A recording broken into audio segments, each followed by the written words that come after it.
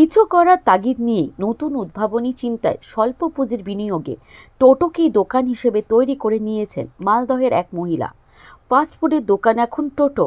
এই টোটোতেই রয়েছে রান্নার জায়গা, খাবার সাজিয়ে রাখার জন্য কিছুটা জায়গা, আবার টোটোর মধ্যে রয়েছে ফ্রিজ।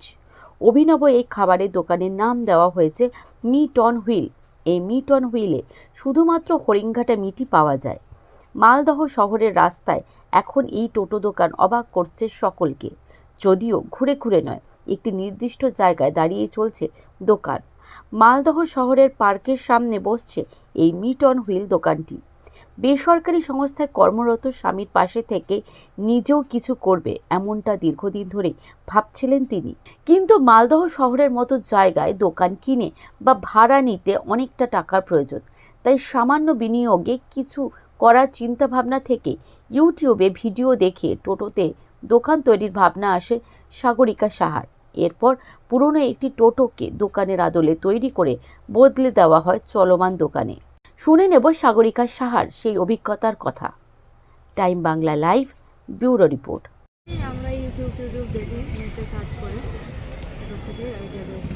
এখানে হরিণঘাটা ওয়েস্ট বেঙ্গল গভর্নমেন্টের প্রজেক্ট হরিণঘাটা মিট। এই মিটেরই ফ্রোজেন যে আইটেমগুলো আছে ওগুলো আমরা এখানে সেল করি ফ্রাই করে। এছাড়াও ফ্রোজেন মিটও আমাদের এখানে পাওয়া যায়, হোলসেল রিটেল সব পাওয়া যায়। এই সম্পূর্ণ নেট থেকে, নেটে সার্চ করে, মানে টোটোর মধ্যে এখন তো দোকান কিনে অসুবিধা, তাই একটা ওইভাবেই কম ক্যাপিটালে দোকানের হিউজ ক্যাপিটাল, সেই হিসাবে ইনভেস্ট কম করে, হ্যাঁ কম ইনভেস্ট করে টাকা লাগবে। মালদা শহরে দোকান কিনতে প্রচুর টাকা লাগবে, জায়গা থেকেই চিন্তা ভাবনা। সে ভালোই হচ্ছে আমাদের নতুন হিসাবে, সেল ভালোই আছে, খারাপ না। এখানে যেখানে সেখানে নিয়ে যাওয়া যাবে। আমরা এখন স্থায়ীভাবে এখানেই বসছি, গান্ধী মূর্তির এখানে পার্কের কাছে। তো এটা নিয়েও যাওয়া যাবে মোবাইল ভ্যানের মতন। আপনি যেখানে ইচ্ছা সেখানে গিয়েও ব্যবসাটা করতে পারবেন। এখানে চিকেন কাটলেট আছে, পপকর্ন আছে, ললিপপ, ড্রামস্টিক, নাগেটস, সব রকম, মোমো আছে, ভেটকি ফিশ ফ্রাই আছে, ফিঙ্গার আছে, ফাস্টফুড আইটেম, স্ন্যাক্স আইটেম সবই আছে।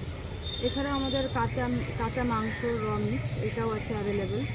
চিকেন, আমাদের নতুন নন কনভেনশনাল মিট, কোয়েল, হাঁস এসবও আছে, ল্যাম্ব, গোট সবই আছে। এমনি কিছু করি না, এটাই এখন নতুন স্টার্ট আপ।